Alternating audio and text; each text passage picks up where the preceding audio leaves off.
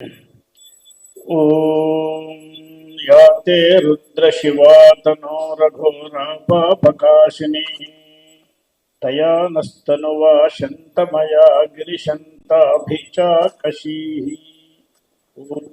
ఓం పేయం పేయం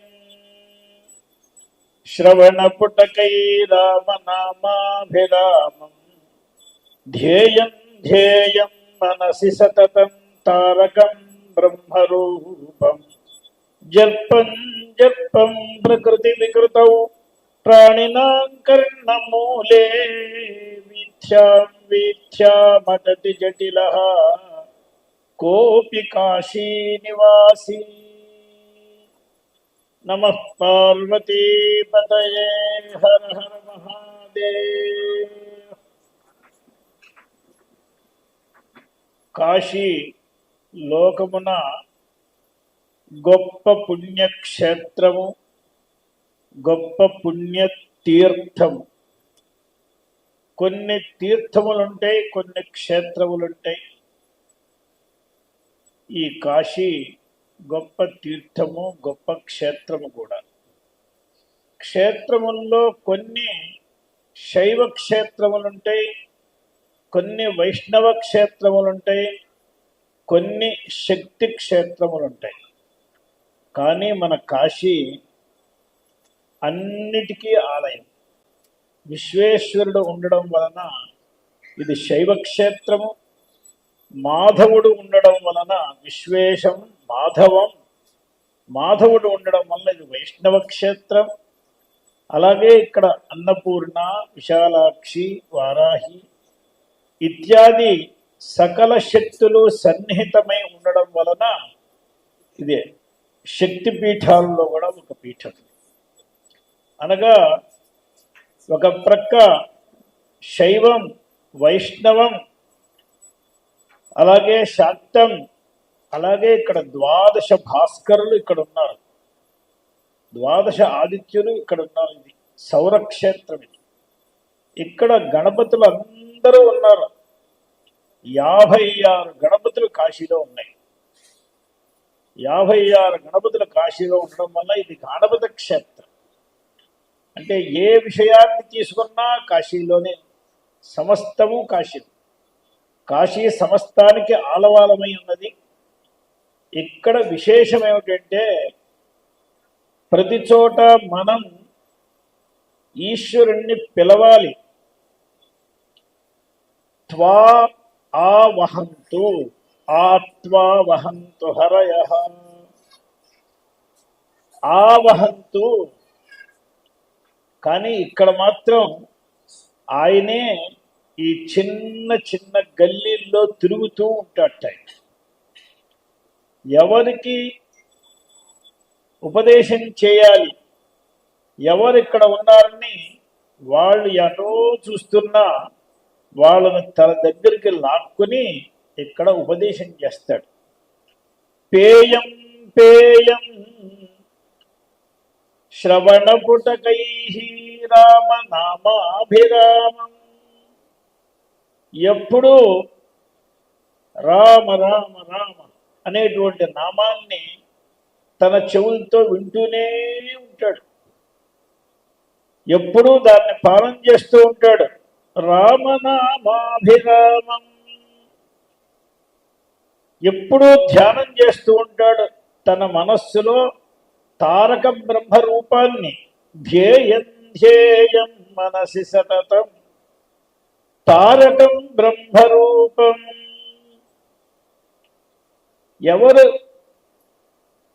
వారి శరీరం అంతయు కూడా గలితమైపోయి వారికి స్పృహ లేని స్థితిలో కళ్ళు బయళ్ళు కమ్మి సంధులన్నీ విడిపోయి కఫవాత పిత్తములతో కంఠమంతా అవరుద్ధమైపోయి ఏదో మాట్లాడాలి అనుకున్నా కూడా మాటలు రాక ఈ ప్రాణము పోక ఉండక చాలా కష్టపడుతున్నటువంటి మహా క్లేశ సమయంలో భగవంతుడు వచ్చి ఏమిటి వాడికి కర్ణంలో చెవిన తారకోపదేశం చేస్తాడు. జల్పం జల్పం ప్రకృతి వికృతం ప్రాణినా కర్ణమూలే. ఏమండి, మనం ఆ స్థితిలో భగవంతుడి దగ్గరికి వెళ్ళగలమా? ఆయన ఎలా మన చెవిలో ఉపదేశం చేస్తాడు? మనం ఎక్కడ ఉన్నాం, ఆయన ఎక్కడ ఉన్నాడు? బాగా ఉన్నప్పుడే నడిచి వెళ్ళలేకుండా ఉన్నాం, నిల్చోలేకుండా ఉన్నాం, అక్కడ తోసేస్తున్నారు. అక్కడ దాకా వెళ్ళిన తర్వాత చివరికి ఏం చూసి వచ్చావరా అంటే ఏదో గోడలు చూసి వచ్చారంటాడు. ఏం చూసి వచ్చాడో తెలియదు, ఆ తోసే తోపుల్లో ఏం చూసేస్తున్నాడో తెలియదు. మరి బాగా ఉన్న స్థితిలో ఇదైతే ఆ చివరి స్థితిలో సంగతి ఏమిటన్నారు? భగవంతుడు ఉన్నాడు, నేను నా దగ్గరికి రావాల్సిన అవసరం లేదు. ఆయనే వీథ్యామటతి జటిల కోపి కాశీ నివాసి. ప్రతి వీధిలోనూ తిరుగుతూనే ఉంటాడు. ఎక్కడ ఏ జంతువు ముమూర్ష అవస్థలో ఉన్నాడు అని ఆయనే తిరిగి తిరిగి తిరిగి చాలా చిన్న చిన్న గల్లీల్లో తన వృషభం పట్టదని వృషభాన్ని ఒక పక్కన పెట్టి కాలినడకతో వెళ్తున్నాడు. ప్రమథ గణాలన్నీ వస్తే సరిపోదు కాశీ, వాళ్ళందరినీ ఒకన కూర్చోబెట్టి తను మాత్రం ఒంటిగా తిరుగుతున్నాడు. పేయం పేయం శ్రవణ పుటకై రామనామాభిరామం ధ్యేయం ధ్యేయం మనసి సతతం తారక బ్రహ్మరూపం. జప్పం జప్పం ప్రకృతి వికృతం ప్రాణినాం కర్ణమూలే వీథ్యామటతి జటిల కోపి కాశీ నివాసి. ఆయన గుర్తుపట్టగలమా అన్నారు. గుర్తుపట్టలేం. ఎవరికి ఏ రూపంలో వస్తాడో తెలియదు. ఎందుకంటే ఎవరు ఏ రూపాన్ని ధ్యానం చేస్తుంటే అదే రూపంలో ఆయన వస్తాడు. అందరికీ ఒకే రూపంలో రాడు. ఆయన వస్తున్నాడంటే మనం ఏం చేయాలి? మొట్టమొదలు ఆయన వచ్చే చోటుని శుద్ధం చేసి పెట్టాలి కదండి. వృద్ధ్యర్థం, శుద్ధ్యర్థం, శాంత్యర్థం, అభ్యుదయార్థం చ మహాజనై సహ పుణ్యాహవాచనం కరిష్యే అని చెప్తారు కదా మన వాళ్ళు. అందువల్ల ఇక్కడ భాండ అగార శుద్ధ్యర్థం అని చెప్తారు సంకల్పం. ఇక్కడ శరీరాగార శుద్ధ్యర్థం. ఈ శరీరం అనేటువంటి ఇల్లు చాలా రకాలుగా మలినమై ఉన్నది, చాలా అపవిత్రమై ఉన్నది. దీన్ని శుద్ధి చేయాలి. శుద్ధి చేయాలి అంటే పుణ్యాహవాచనం చేయాలి. పుణ్యాహవాచనం చేయాలి అంటే మొట్టమొదటి ఒక పళ్ళెం పెట్టాలి, దాంట్లో బియ్యం పోయాలి, దాని మీద ఒక చెంబు పెట్టాలి, ఆ చెంబుకి బాగా చక్కటి తంతువులన్నీ చుట్టాలి, నూనె చుట్టాలి, దానిపైన మంచి పల్లవాలు పెట్టాలి, దానిపైన ఒక ఫలం పెట్టాలి, దానిలో చక్కటి శుద్ధమైన గంగా జలాన్ని ఉంచాలి. ఇవన్నీ చేయాలి కదా. ఇవన్నీ మనకు ఎవరు నేర్పారండి? పుణ్యాహవాచనం ఇలా చేయాలి అని ఎక్కడైనా ఆపస్తమ సూత్రంలో ఎవరైనా చదివారా? ఎక్కడైనా రాసిందా? ఇవన్నీ మనకి ఎవరు చెప్పారన్నారు? శంకర భగవత్పాదులు చెప్పారు. పుణ్యాహవాచనానికి కలశం ఎలా పెట్టాలి అని ఆయన చూడండి ఏమన్నారు.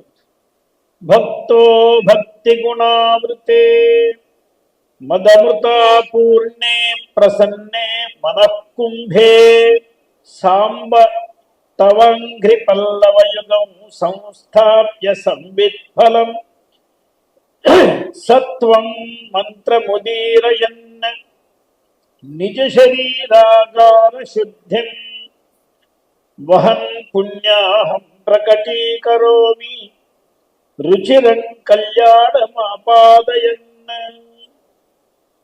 భక్తుడైన వాడు ఆ ఈశ్వరుడు ఏనాడు వచ్చి మనకి తారకోపదేశం చేస్తాడా అని పుణ్యాహవాచనం చేసి కూర్చుంటాడు.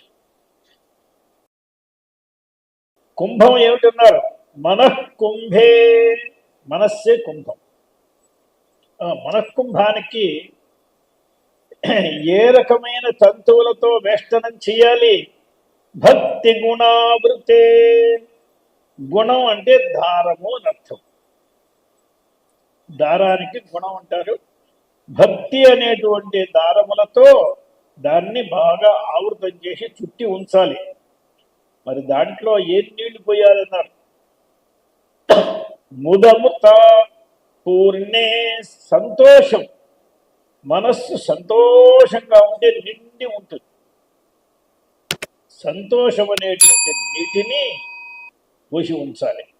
ముదమృత పూర్ణే ప్రసన్నే మనఃకుంభే. ఆ కుంభం శుద్ధంగా ఉండాలి కదండి. పాచిపట్టి ఉంటే ఎలాగో ఆ మనఃకుంభాన్ని సిద్ధం చేసే విధానం అంటే అది ప్రసన్నంగా ఉండాలి. ప్రసన్నే మనఃకుంభే ఏ సాంబ. మరి దానిపైన ఏం పల్లవాలు పెట్టాలన్నారు? ఏదో పంచ పల్లవాలు మన వాడు చెప్తూ మామే మరాజు అని చెప్తారు. మావిడి, మేడి, మర్రి, రావి, జువ్వి అని మామే మరాజు అని చెప్తారు.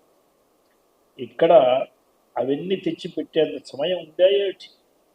అందువల్ల ఆయన చెప్తున్నాడు, నా మనఃకుంభం పైన నీ చరణ పల్లవాన్ని నేను పెడతానయ్యా. తవంఘ్రి పల్లవయుగం సంస్థాప్య. మరి అక్కడ ఏమిటి ఫలం పెట్టాలి? ఏం ఫలం పెడదాం? మన మనస్సు లోపలికి ఇంతలో కొబ్బరికాయ లోపలికి వచ్చిందా? ఏం పెడదాం? సంవిత్ ఫలం. మనకు ఉండేటువంటి ఈశ్వర విషయకమైన జ్ఞానాన్నే ఫలంగా చేసి అక్కడ పెట్టుకోవాలి. సంవిత్ ఫలం. మరి ఏవో కొన్ని మంత్రాలు చెప్పాలి కదండి. శుచీవోహవ్యామృత శుచీనా. ఏదో మంత్రములు చెప్పకుండా పుణ్యావచనం అయిపోతుందా? ఎవరో కయ సంకల్పం చెప్పాట, పునఃపుణ్యాహవాచనం కలిసే. ఎందుకండి పునఃపుణ్యావచనం?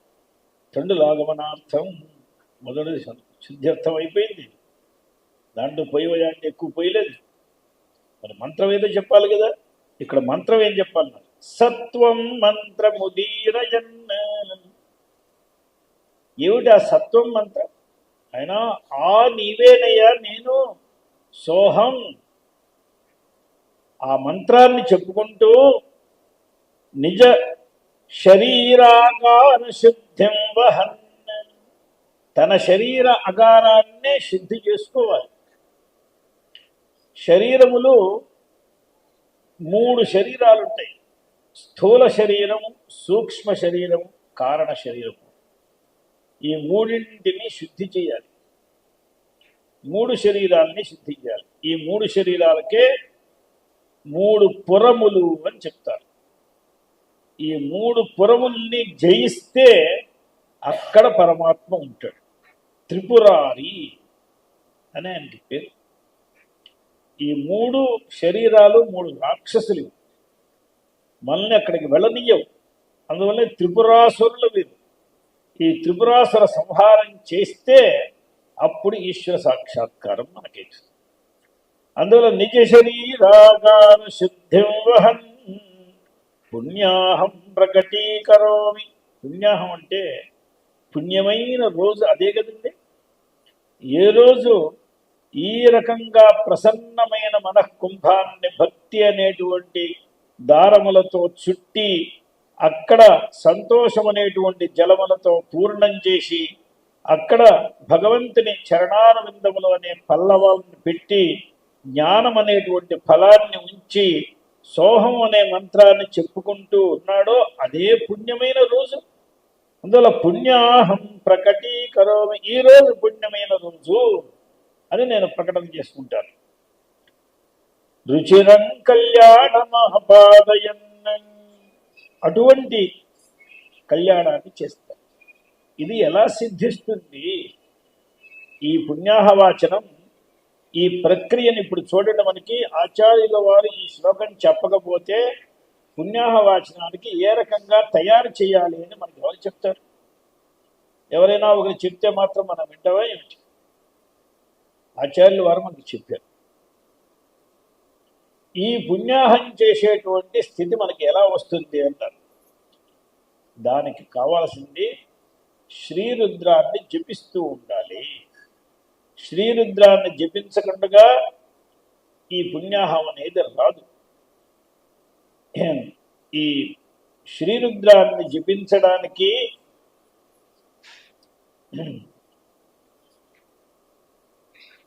ఈ శ్రీరుద్రాన్ని జపిస్తూనే ఉండాలి. ఈ శ్రీరుద్రాన్ని జపిస్తూ ఉన్నట్లయితే మనకి ఈ పుణ్యాహవాచనం అనేది సిద్ధమవుతుంది. దీనికి జాబాలోపనిషత్తులో ఒక విషయం చెప్పారు. ఏతాని హవా అమృతస్య నామధేయాని. నాయనా, ఈ శ్రీరుద్రంలో చెప్పబడినటువంటి విషయములన్నీ ఏమిటి? శ్రీరుద్రంలో చెప్పబడిన విషయములన్నీ కూడా భగవంతుని నామములే. ఇవన్నీ కూడా భగవంతుని నామాలు. ఈ నామముల్ని స్మరించే వారికి నేను దాసుణ్ణిగా ఉంటాను అంటున్నారు బ్రహ్మ విష్ణువాదులందరూ కూడా. వారు చెప్తారు, భసిత కవచితానాం బద్ధ రుద్రాక్షదామ్నాం అమృత కిరణమౌళే అంఘ్రిమూలే స్థితానాం ప్రతిదిన శతరుద్ర ప్రశ్న శుద్ధాశయానాం అమరపతినుతానాం అస్మి దాసానుదాసః. ఎవరైతే నిత్యము శ్రీరుద్రం జపం చేస్తారో వారి దాసుడిగా నేను ఉంటాను అంటున్నాను. వారు ఎలా ఉంటారు? రుద్రం జపం చేసేవాళ్ళు భసిత కవచితానాం. వారి శరీరం అంతా కవచం ఉంటుంది. కేవలం భస్మంతోనే కవచం ఉంటుంది. భసిత కవచితానాం బద్ధ రుద్రాక్ష దామ్నాం. రుద్రాక్ష మాలలు వారు ధరించి ఉంటారు. వారు ఎక్కడ ఉంటారని ఎప్పుడూ శివ పాదార మూలంలో కూర్చుంటారు. అమృత కిరణమౌళే అంఘ్రిమూలే స్థితానాం. వారి హృదయం చాలా శుద్ధంగా ఉంటుంది. ఎలాగూ శుద్ధంగా ఉంటుంది? ప్రతిదిన శతరుద్ర ప్రశ్న శుద్ధాశయానాం. ప్రతిదినము రుద్ర ప్రశ్నం చెప్తూ వారికి మరొక విచారమే ఉండదు, మరొక మాటే ఉండదు, మరొక చూపు ఉండదు, మరొక వినికిడి ఉండదు, ఏమీ ఉండదు. కాబట్టి శుద్ధాశయులే ఉంటారు. వారు అమరపతిలుతానా. దేవేంద్రాదులందరూ కూడా వారిని ప్రణమిస్తారు. అట్టి వారి దాసానుదాసుని నేనని చెప్పుకుంటున్నారు. అందువల్ల ఈ శ్రీరుద్రం అనేది సర్వ వేదోత్తమోత్తమం అన్నారు. సకల వేదముల్లోకి మహోత్తమైంది. ఎందువలంటే అక్కడ ప్రశ్న వేశారు. సహోవాచ బ్రహ్మచారిణ ఊచు కింజాప్యేన అమృతత్వం బ్రూహీతి. ఏమండి, ఏది జపిస్తే మాకు అమృతత్వం వస్తుందో చెప్పండి, మరణం అనేదే లేకుండా పోతుందో చెప్పండి అని యాజ్ఞవల్క్యుడిని బ్రహ్మచారులందరూ అడిగారు. దానికి యాజ్ఞవల్క్యుడు చెప్పాడు, సహోవాచ యాజ్ఞవల్క్య శతరుద్రీయేణేతి. నాయన, శతరుద్రీయ జపం చేయండి, మీకు అమృతత్వం వస్తుంది అని చెప్పారు. మరి శతరుద్రీయం అంటే దానిలో అనంతమైనటువంటి భగవంతుని నామాలు ఉన్నాయి నాయన. శతం అనే దానికి అనంతం అని అర్థం. ఏతాని హవా అమృతస్య నామధేయాని ఏతైర్ హవా అమృతో భవతి అని మోక్ష సాధనం నాయన ఇది. అందువల్ల అనేక విధములైనటువంటి రుద్రుల యొక్క పేర్లన్నీ ఇక్కడ ఉన్నాయి. కాబట్టి అనేక మంది రుద్రులు ఉన్నారని చెప్తున్నారు. సహస్రాని సహస్రశో ఏ రుద్రాధి భూమ్యాం అని అనేక మంది దేవతలు ఇక్కడ ఉన్నారు, రుద్రులు. ఏ చేమాగో రుద్రాభితో దిక్షుశ్రుత సహస్రశోభి సాగుంభేడ ఈమహే అని చెప్తున్నారు. అందువల్ల వివిధమైనటువంటి రుద్రులు ఇక్కడ ఉండడం వలన వారందరినీ పేరు పేరున స్మరించినట్లయితే వారికి మోక్షం వచ్చి తిరుగుతుంది. అనేక శాఖలలో ఉండేటువంటి ఉపనిషత్తుల యొక్క సారమే ఈ రుద్రము. తస్మాత్ జపమాత్రేణ సర్వపాపై ప్రముచ్యతే, సకల పాపాలు పోతాయి. దీని గురించి కూర్మ పురాణం కూడా చెప్తుంది. ఇమాని మే రహస్యాని నామాని శృణుచానఘ, ఇవన్నీ రహస్యమైన నామాలు నాయన, ఇవన్నీ విను. మహాభారతం కూడా నామధేయాని లోకేస్మిన్ బహూన్యస్యేథార్థమితి అని ఈ రకంగా వివిధమైనటువంటి నామములన్నీ ఇక్కడ ఉన్నాయి. అధ్యాయం శతద్రీయం యజుషాం సారముత్తమం. అందువల్ల దీన్ని అనన్య చేతస్కుడే జపం చేయాలి నాయన. జపస్వానన్య చేతస్కో మయ్యేవాసక్త మానస, బ్రహ్మచారీ మితాహారో బ్రహ్మనిష్ఠ సమాహిత, జపేత్ ఆమరణాత్ రుద్రం సయాతి పరమాంగతిం.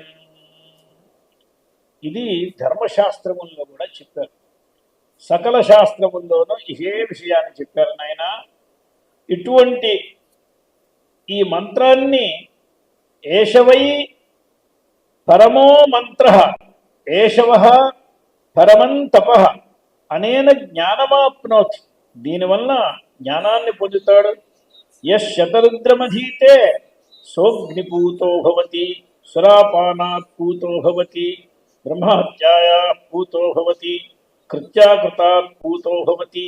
ఈ రకమైనటువంటి సకల విధ 1000 ప్రాయశ్చిత్తాలు చేసినా కూడా పోయినటువంటి పాపాలన్నీ కూడా రుద్రం ఒక్కసారి చెప్పినందువల్లనే పోతాయి అని రుద్రం యొక్క మహాత్మ్యాన్ని చాలా గొప్పగా చెప్పారు.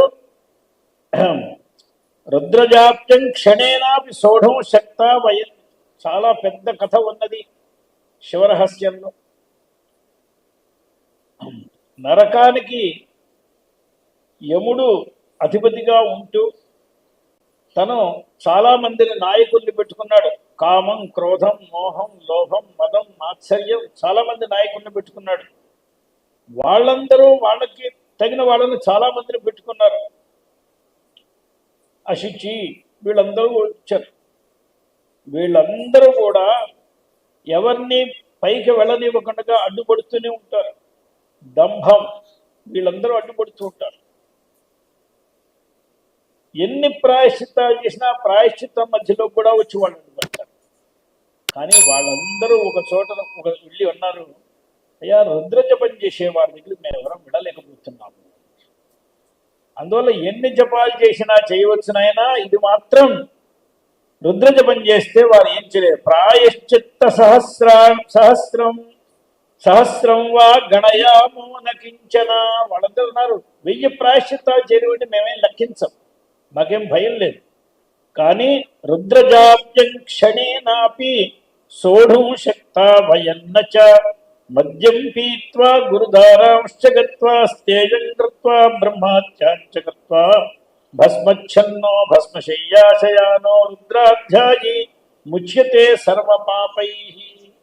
ఎన్నో చెయ్యకూడని పాపాలు ఎన్నెన్నో ఉన్నాయి. ఈ జన్మలో కానీ జన్మాంతరముల్లో కానీ చేసి ఉన్నప్పటికీ ఆ రుద్రాధ్యాయాన్ని జపించిన, శ్రవణం చేసిన దానివల్ల సమస్త పాపాలు పుట్టిపోతే శ్రీశ్వరుని యొక్క కృపా విశేషం అని. ఆయన్ని పేరుని పిలిస్తే చాలు. ఒక ఊరిలో ఒక చిన్న గ్రామం, ఆ గ్రామంలో రాత్రిపూట వివాహం జరుగుతుంది. ఆ వివాహం ఊరికి చివరిలో ఒక పెద్ద కళ్యాణ మండపంలో జరుగుతుంది. వెళ్ళే ఆడవాళ్ళందరూ వివాహ సమయంలోనే కదా ఆభూషణాలు పెట్టుకుని వెళ్ళేది. వాళ్ళకున్న ఐశ్వర్యాన్ని చూపించే సమయం ఎప్పుడు? రోజు ఇంట్లో పెట్టుకోగలరా? ఉన్న ఆభూషణాలన్నీ పెట్టుకుని వెళ్ళారు. అక్కడికి వెళ్ళి 1 గంట అయింది, 2 అయింది. అక్కడి నుంచి వీళ్ళందరూ వాళ్ళ ఇళ్ళకు వస్తూ ఉంటే మొట్టమొదటి బయలుదేరినప్పుడు 15-20 మంది ఆడవాళ్ళు ఉన్నారు. కానీ ఎవరింటి దగ్గర వాళ్ళు తప్పుకుంటూ ఉంటే మిల్లిమిల్లిగా 2-3 మిగులుతున్నారు. వెనకాల తస్కరాణాం పతయే నమః వాళ్ళు వెంటబడ్డారు. ఎప్పుడైతే ఒంటరిగా కావిడయిందో ఇక వీళ్ళు కొంచెం వేగం ఆరంభించారు. ఆవిడ గమనించింది వెనకాల ఈమెతో మాట్లాడేటువంటి ముత్తైదు ఎవరు లేరు, కానీ వెనకాల ఎవరు ఉన్నారు గమనించి ఆమె అనుకుంది, ఇప్పుడు అందరూ వెళ్ళి వాళ్ళ వాళ్ళ ఇళ్లలో వెళ్ళి తలుపులు వేసుకున్నారు. ఈవిడ ఇల్లు చివరి ఇల్లు, ఆ ఇల్లు వచ్చేంత వరకు వాళ్ళు ఊరుకోరు. వాళ్ళు ఏమన్నా ఉత్త చేతులతో వస్తారా? ఆయుధాలతో వస్తారు. ఇప్పుడు ప్రాణాలను కాపాడుకోవడమో లేకపోతే వస్తువులను కాపాడుకోవడమో మన తరం కాదు తెలిసిన ఆమె వెంటనే అక్కడే నిలబడి, రే ఐజీ అన్నా బయటికి రా అని పెద్దగా అరిచింది. ఎప్పుడైతే ఐజీ అని పిలిచిందో వాడు పరిపోయినది. వెంటనే ఆవిడ ఇంటికి వెళ్ళి తాళం తీసుకుని లోపలికి వెళ్ళి తలుపేసేసుకుంది. అక్కడ ఐజీను లేడు, గీజీను లేడు, ఎవరు లేరు. ఆ మాట చెప్పేవాటికి వాళ్ళు భయపడిపోయినారు. అలాగే మనకి ఎన్ని పాపాలు వచ్చి మనని ముట్టుకోవాలనుకుంటే మనం శివ అని అంటే చాలు, అన్ని పాపాలు దూరంగా పోతాయి. అవే నామాలు మనకి రుద్రంలో ఉన్నాయి. ఏ పేర్లను చెప్తే పాపాలకు భయమో ఆ పేర్లన్నింటినీ గ్రహించి శివనామ మాలే మనకి రుద్రం. అందువల్ల రుద్రోపనిషదం ముక్త్వా గతిరన్యా న విద్యతే. అందువల్ల వాళ్ళు ఏం చెప్పారంటే, ఒకసారి రుద్రం జపించిన వాళ్ళని చూస్తే మాకు భయం, 11 సార్లు రుద్రాన్ని జపించిన వాళ్ళని చూస్తే వాళ్ళ ఎన్ని తరాలకైనా కూడా వాళ్ళని మేము ముట్టుకోము అన్నారు. 11 గుణాన్ వాపి రుద్రానావృత్య ధర్మవిత్ మహాపాపైరపి స్పృష్టో ముచ్యతే నాత్ర సంశయ. అందువల్ల రుద్రోపనిషదాన్ని విడిచిపెడితే మనకేమీ గతి లేదు. రుద్రజాపి విముచ్యేత మహాపాతక పంచకాత్ సమ్యక్ జ్ఞానం చ లభతే. వాడు చక్కటి జ్ఞానాన్ని పొందుతాడు. తేన ముచ్యేత బంధనాత్. దీనికి సమానమైనటువంటి రుద్రానికి సమానమైన గ్రంథం ప్రపంచంలో లేదు. అనేన సదృశం జప్యం నాస్తి సత్యం శ్రుతౌ. ఇలా రుద్రం యొక్క మహాత్మ్యాన్ని చెప్పడం ఆరంభిస్తే అనేక రాత్రులు జాగరణ చేసినా కూడా రుద్ర మహాత్మ్యం అనేది పూర్తిగా. దానిలో మొట్టమొదటి మంత్రం, ఒక భక్తుడు భగవంతుడి దగ్గరికి వెళ్తూనే తన 2 చేతులు జోడించి తలను వంచి తాను నమస్కరిస్తున్నాడు. బాగానే ఉంది.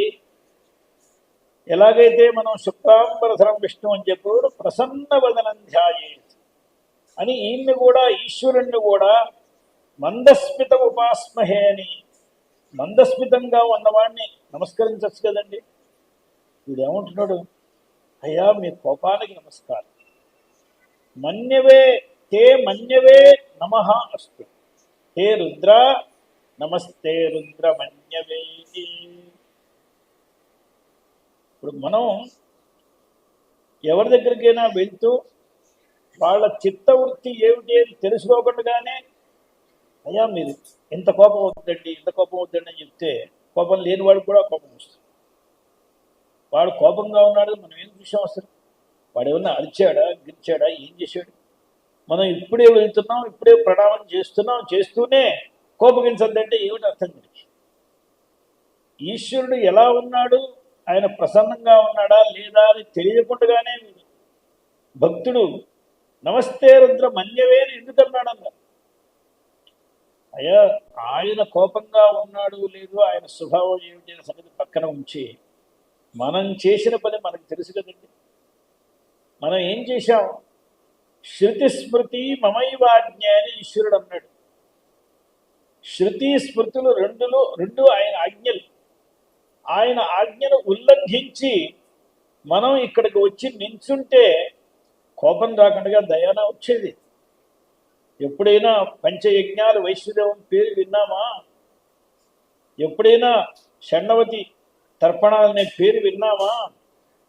ఇవన్నీ శృతి స్మృతుల్లో ఉన్నాయి. ఇవన్నీ ఉల్లంఘించి ఇవాళ వచ్చి నమస్తే అని అంటే ఆయన రారా నాయన అంటాడా ఏమిటి? అందువల్ల ఆయన కోపంగా ఉన్నాడు. చేతితో బాణాన్ని ఎక్కుపెట్టి ఉంచాడు. ఒక చేతితో ధనస్సుని బాగా పట్టుకున్నాడు. బాగా నారిత్రాడిని బాగా దట్టంగా లాగిపెట్టి ఉంచాడు. ఆయన్ని మనస్సులో తలుచుకున్నాడు, ఇలాగే ఆయన ఉంటాడు అని తలుచుకుని నమస్తే రుద్రమన్యవే. తల్లి పిల్లలు ఎక్కువగా అల్లరి చేసినట్లయితే వాళ్ళని మందలించడానికి ఒకసారి చెయ్యి ఎత్తుతుంది పైకి. నిజానికి ఇంత చంటి పిల్లవాడి మీద చెయ్యి అంత పైకి ఎత్తితే ఎంత దెబ్బ పడుతుందండి? కానీ ఆ పిల్లవాడి ముఖం చూసేవాడికి ఆ తల్లి హృదయంలో దయ పొంగి పొంగి వచ్చేస్తుంది. ఎప్పుడైతే దయ ఉప్పొంగిందో ఆ చేతిలో బలమే లేకుండా కూర్చుంది. ఆ చెయ్యి పడ్డా కూడా అదేదో ఒక పుష్పం పడ్డట్టుగా ఉంటుంది తప్ప ఏమీ దెబ్బ పడదు.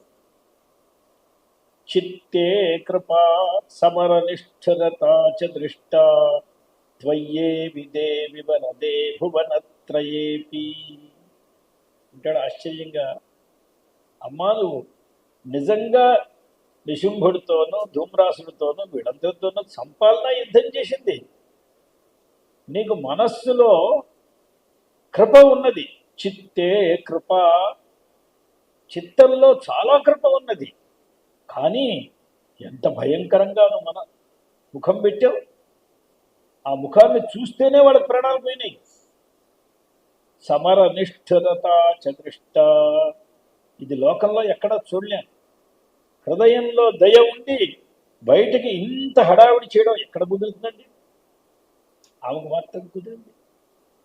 మరి ఎందుకు? చిత్తంలో దయ ఉంటే బయట కూడా దయ చూపించి ఉండొచ్చు కదా. అది ఎందుకు ఇలా ఉన్నదంటే, శస్త్రపూతా ఇత్థం మతిర్భవతి తేష్వహితేషు సాధ్వి. వీళ్ళు కూడా శస్త్రంతో పవిత్రులై వెళ్ళాలి, లేకపోతే అక్కడికి వెళ్ళి అనుభవించవలసి వస్తుంది. ఆ దండనేదో ఇక్కడే ఇచ్చేస్తే అక్కడ సుఖంగా ఉంటారు. అందువల్ల అమ్మకి అభిప్రాయం ఏంటంటే, వీళ్ళు శస్త్రంతో పవిత్రులై ఇక్కడ చేసిన తప్పులన్నీ కూడా కడిగేసి ప్రక్షాళన చేసి పంపించాలని శస్త్రాలను వేస్తుంది తప్ప కృపే కారణం దానికి. అలాగే ఈయనకి వీడు ఆజ్ఞా ఉల్లంఘనం చేశాడు అనే నిమిత్తంగా కోపమైతే ఉన్నది. కానీ ఎప్పుడైతే రెండు చేతులు జోడించి నమస్తే అన్నాడో అప్పుడే హృదయంలో చాలా శాంతమైపోయినాడు. ఉప్పొంగి వచ్చింది ఆయనకి దయాసాగరం ఉవ్వెత్తిన లేచింది. ఎప్పుడైతే కోపం లేదో అప్పుడు పట్టుకున్న బాణంలో పటుత్వం లేదు, అది కింద పడిపోతుంది. అందువల్ల నమస్తే రుద్రమన్యవే అయిన తర్వాత ఉతోత ఇషవే నమః. ఇషు అంటే బాణం. ఆ బాణానికి ఓ నమస్కారము. కోపం ఉంటే గాని ఆ బాణం నించోలేదు. ఎప్పుడైతే కోపం తగ్గిపోయిందో ఆ బాణంలో కొన్ని బాణాలు ఎలా ఉంటాయంటే వస్తు శక్తిని బట్టి ఉంటాయి, కొన్ని బాణాలు మంత్రశక్తిని బట్టి ఉంటాయి. ఒక దర్భను తీసుకుని దాని మీద మంత్రం ప్రయోగిస్తారు. దర్భలో శక్తి ఏం లేదు, కానీ మంత్రంలో ఉన్న శక్తి. ఒకవేళ మంత్రశక్తి ఉన్నట్లయితే ఆ వస్తువు కింద పడ్డా కూడా మంత్రశక్తి ఎక్కడికి పోతే, అందువల్ల ఇతను కోపానికి నమస్కరించిన తర్వాత బాణాలకు కూడా నమస్కరించాడు. ఉతోత ఇషవే నమః. వెంటనే ఆ మంత్రం కూడా దయ చూపించి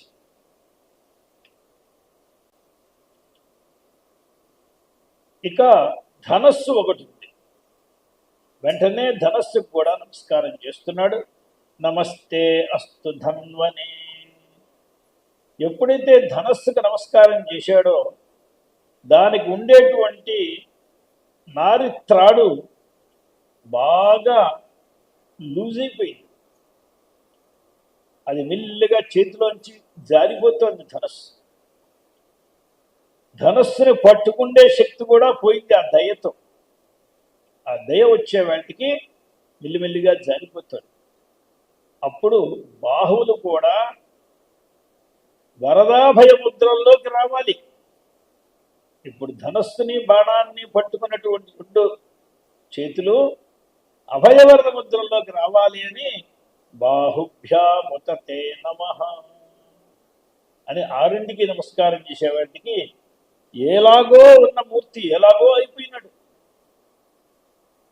వీడు ఇన్ని అపచారాలు చేసి వచ్చినప్పటికీ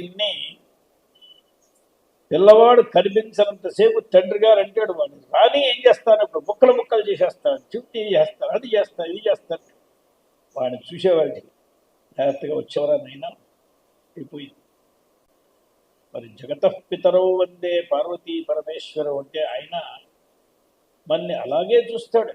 అందువల్ల మొట్టమొదటి మంత్రాన్ని చూస్తేనే ఏమి దయ, ఏమి కృప, ఎలా ఉన్నవాడు ఎలా మారిపోయినాడు. ఆయనకి రెండు శరీరాలు ఉన్నాయని శాస్త్రం చెప్తుంది. ఘోరాన్యా శివాన్యా, ఘోరమైన శరీరం ఒకటి, చాలా మంగళకరమైన శరీరం ఒకటి ఉన్నాయని చెప్తుంది. ఈ ఘోరమైన శరీరం ఉన్నది ఎందుకన్నారు? అది మనల్ని రక్షించడానికి ఉన్నది. మనల్ని రక్షించాలి అంటే మన శత్రువులన్నీ పారద్రోలాలి కదా, దానికి ఘోరమైన శరీరం ఉండాలి.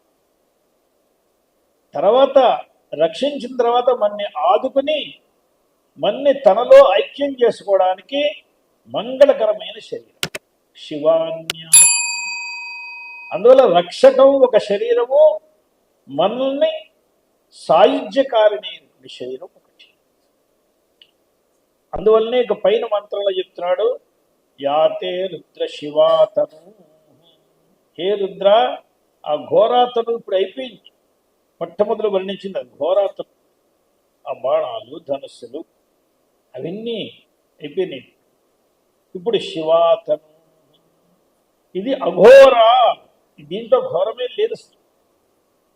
ఇది అపాపకాశిని, అపాపం, పాప సంబంధం లేనటువంటి అపహత పాపమైనటువంటి బ్రహ్మను ప్రకాశింపజేస్తుంది శివాతను. బ్రహ్మస్వరూపాన్ని చూపించి నీవేరా పరబ్రహ్మం అని చూపించి పరబ్రహ్మలో ఎక్కించేస్తుంది. అఘోరాపాపకాశిని, దాంతో నన్ను సుఖపెట్టవయ్యా. తయా నస్తనువా శంతవయా గిరిశంత, గిరిల్లో వాసం చేసేటువంటి ఓ ఈశ్వర, ఆ శివతమమైనటువంటి మంగళకరమైనటువంటి ఆ శివ శరీరంతో, మంగళకరమైన శరీరంతో నన్ను పరమాత్మ ప్రకాశన సమర్థుల్ని చెయ్యవయ్యా అని ఆయన్ని ప్రార్థిస్తున్నది. ప్రార్థిస్తూ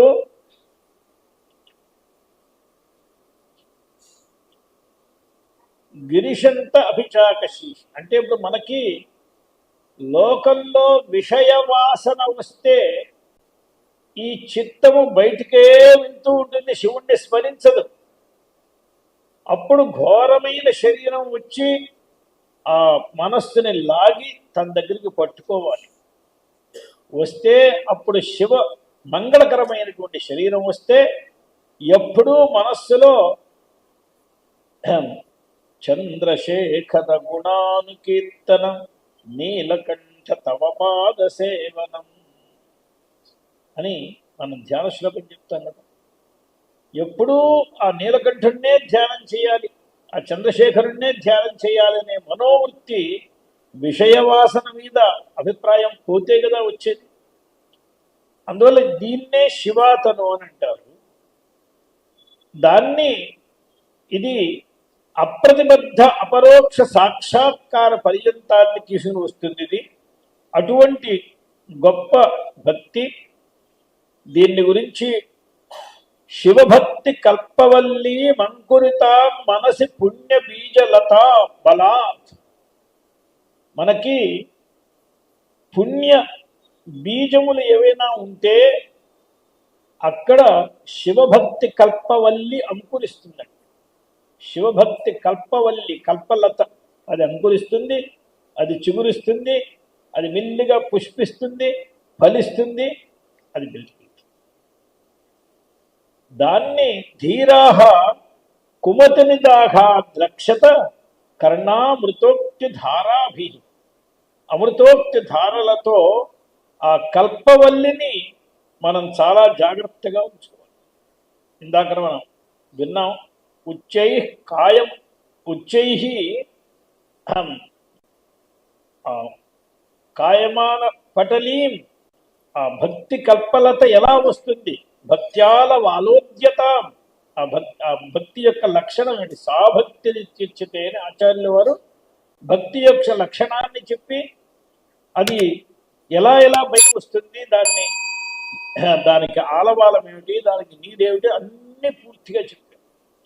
అటువంటి శివభక్తి కల్పలత మన మనస్సులో, ఇళ్లల్లో చిన్న చిన్న తొట్లల్లో లతలను పెడతారు, అక్కడి నుంచే పుష్పాలు వస్తాయి దానికి.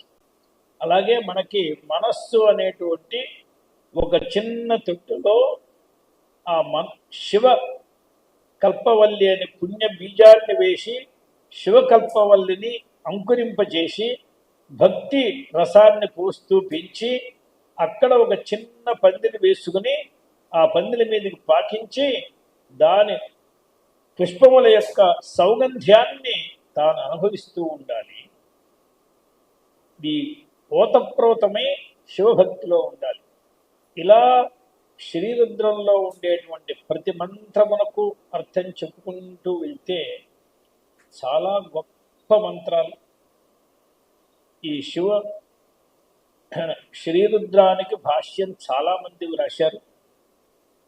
ఒక సమయంలో కాశ్మీరం నుండి కొంతమంది పండితులు అద్వైతం పైన దాడికి వచ్చారు. ఏమిటి దాడి వాళ్ళది? ఏమండి, అద్వైతం శంకరాచార్యులు చెప్పారు, ఆ శంకరాచార్యులు సాక్షాత్ శంకరావతార స్వరూపులు, అందువల్ల మేము ప్రమాణము అని వీరందరూ అంటున్నారు. కానీ ఈ కాలటీలో ఉద్భవించినటువంటి బ్రాహ్మణ బాలకుడైన శంకరుడు ఆ శంకరుడే అనడానికి ప్రమాణం ఏమిటి? మీ నమ్మకం కావచ్చు, ప్రమాణం ఏమిటి అని వాళ్ళు అడుగుతూ వచ్చారు. అయ్యా, పురాణముల ప్రమాణం అంటే పురాణాలకు మూలం ఏమిటని అడుగుతారు, మూల ప్రమాణం ఏమిటని అడుగుతారు.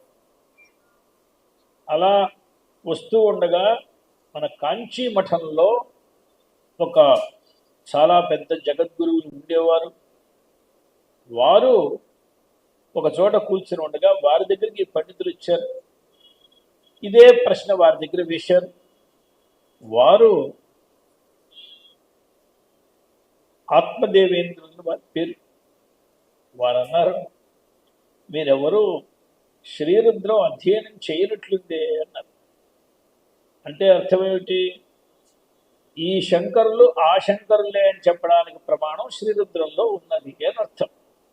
వారు అడిగిన ప్రశ్నకు మీరు రుద్రం అధ్యయనం చేయనట్లుందే అంటే ఏమిటి దీనికి అర్థం? అంటే వారు అన్నారు, శ్రీరుద్రంలో ఎక్కడ ఉందో చెప్పండి.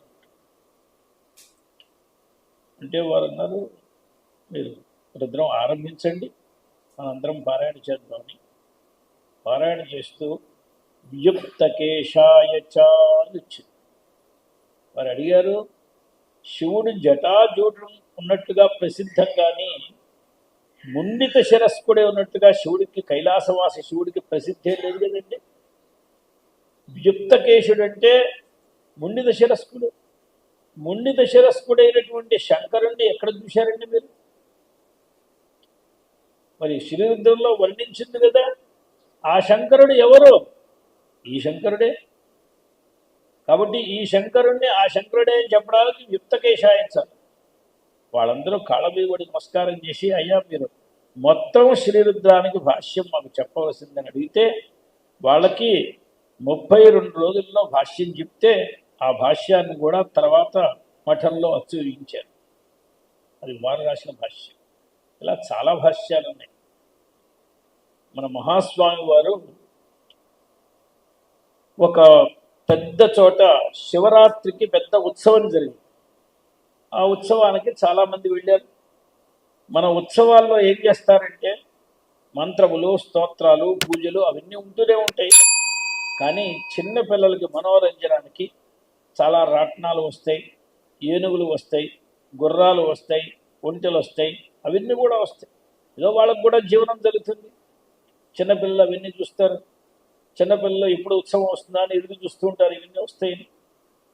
దానిలో కొంతమంది ఏం చేస్తారంటే మనుషులు వాళ్ళు పెద్ద పెద్ద చెక్క కాళ్ళు పెట్టుకుని ముందు ఒక అట్ట ముక్కతో ఒక గుర్రాన్ని ముందుగా వెనక్గా పెట్టుకుని దానికి ఒక పెద్ద తోక, దానికి ఒక ముఖం ఉంటుంది. దానికి వీళ్ళే చేత్తో దాని కళ్యాణ్ని చేత్తో పట్టుకుని దాన్ని నడుపుతూ వీళ్ళే నడుస్తూ ఉంటారు. అదేమి నడిచేందుకు అదేం గుర్రం కాదు, దాన్ని మనిషి గుర్రం అని పేరు. ఇదో వింతగా చూస్తుంటారు పిల్లలు. వాళ్ళకి ఆ కాళ్ళు కనిపించవు, కింద దాకా గుర్రం బొమ్మ ఉంటుంది. వీడే దాన్ని నడుపుతూ ఉంటాడు, వాడే దాన్ని నడుస్తూ ఉంటాడు. ఈ రకమైన చిత్రాలన్నీ జరుగుతూ ఉంటాయి. ఒకచోట ఉత్సవానికి అందరూ వెళ్ళి వచ్చారు విద్వాంసులు. స్వామివారు అడిగారు, మీరు ఉత్సవానికి వెళ్ళొచ్చారు కదా, దర్శనం చేశారా? చేశాం. ఏమేమి దర్శనం చేశారు? దేవుని దర్శనం చేశాం, నందీశ్వరుని దర్శనం చేశాం, ధ్వజ దర్శనం చేసుకున్నాం, అమ్మవారిని దర్శనం చేశాం, ఇంకా ఏం చేశారు, ఇంకా ఏం చేశారు అని ఆయన అడిగారు. ఆ బొమ్మ ఏనుగు మనుష్యుల్ని చూడలేదా? చూడడానికి వెళ్ళాను. చిన్నపిల్లల, పెద్ద పండితులు, వీళ్ళకి ఏమర్థం కాలేదు చెప్పారు. అవన్నీ చూడకపోతే మనకి రుద్రం అర్థం కాదన్నారు. నమో అశ్వేభ్యోశ్వపతిభ్య. అశ్వము ఈశ్వరుడే, అశ్వపతి ఈశ్వరుడే. అశ్వాన్ని నడిపించేవాడు ఈశ్వరుడే. అంటే అశ్వాన్ని నడిపించేవాడు ఒకడుగా ఉండాలంటే నిజంగా అటువంటి స్థితి లేకపోతే మనకి రుద్రానికి అర్థమైతలేదు. ఇదేమిటండి, గుర్రాన్ని నడిపించేవాడు ఒకడైతాడా? ఈ రుద్రమే బాగాలేదు అంటాడు. అది చూసి ఉంటే ఓహో ఇదేగా ఉన్న అర్థం అనుకుంటాడు అని మనకి వేదార్థాన్ని చూపించడానికి లోకంలో ఏదో ఆటలుగా ఉన్నప్పటికీ సమస్త స్వరూపంలో ఉండేటువంటి ఈశ్వరుణ్ణి లోకంలో ఎక్కడెక్కడ ఉన్నాడని చెప్పడానికి వీలేదు. నమో వృక్షేభ్య. వృక్ష రూపంలో ఉండేటువంటి ఈశ్వరుడికి నమస్కారం, పుట్ట రూపంలో ఉండే ఈశ్వరుడికి నమస్కారం, నదీ రూపంలో ఉండేవాడికి నమస్కారం, సకల రూపముల్లో ఉండేటువంటి అంటే ప్రపంచమంతా కూడా ఈశ్వరుడు రూపంలోనే ఉంది. సర్వం కల్విదం బ్రహ్మ. ఈ రకంగా సమస్తము కూడా ఈశ్వర స్వరూపంగా చూపించి రుద్రాధ్యాయ ప్రశ్నం లాంటి ప్రశ్నము మనకి ప్రపంచంలో దొరకదు. వేదాన్నంతా విడిచేసినటువంటి సన్యాసులు కూడా రుద్రాన్ని విడవరు, వాళ్ళు రుద్రాన్ని జపిస్తూనే ఉంటారు. అటువంటి గొప్ప మహామంత్రము. దీనిని కాశీలో మనందరం కూడా శివరాత్రి పుణ్య పర్వను నిమిత్తంగా చేసుకుని ఈశ్వరు కృపతో ఉచ్చరించేటువంటి అవకాశం ఈశ్వరుడే మనకి ఇచ్చాడు. ఈశ్వరుడి దయతో ఏదో 1-2 అక్షరాలు మనం కూడా చెప్పగలుగుతున్నాం. 1-2 నామాలైనా మనం చెప్తే మనకి ఈశ్వరుడు చల్లగా చూచి ఇంకా చెప్పేటువంటి అవకాశాన్ని ఇచ్చి ఈశ్వర శివ సాయుజ్యం తవ కీర్తనే శివ మహాదేవేతి సంకీర్తనే అన్నాడు కదా. అందువల్ల అక్కడ సకల విధమైన భక్తుల్ని చెప్పుకొచ్చారు ఆచార్యులు. సకల విధమైన భక్తులు ఈ నామముల్ని చెప్పగా చెప్పగా చెప్పగా శివస్వరూపులమే మనం అయిపోతాం. అటువంటి స్థితిని రుద్రం మనకి చెప్పాలి అని అది కాశీలో కూర్చొని చెప్పడం. కాశీ అంటే ఏమిటంటారు? ఇప్పుడు సమయం అయిపోయింది కాబట్టి సమయం దొరికినప్పుడు కాశీ అంటే ఏమిటి కూడా చెప్పుకుందాం. కాశీ మహాత్మ్యం ఏమిటి, రుద్ర మహాత్మ్యాన్ని 1-2 శబ్దాల్లో చూచాం. అలాగే కాశీ మహాత్మ్యాన్ని కూడా భగవంతుడు అవకాశం ఇస్తే అది కూడా చూద్దాం మనం. ఇటువంటి గొప్ప కాశీలో గొప్ప మహామంత్రాన్ని ఆవృత్తి చేసేటువంటి భాగ్యాన్ని, అందరం కలిసి ఈ ఆనందాన్ని పంచుకునే భాగ్యాన్ని ఈశ్వరుడు మనకి ఇచ్చాడు. కాబట్టి ఆయనకు కొన్ని వేల కోట్ల కృతజ్ఞతలు తెలుపుతూ నమః పార్వతీపతయే హర హర మహాదేవ.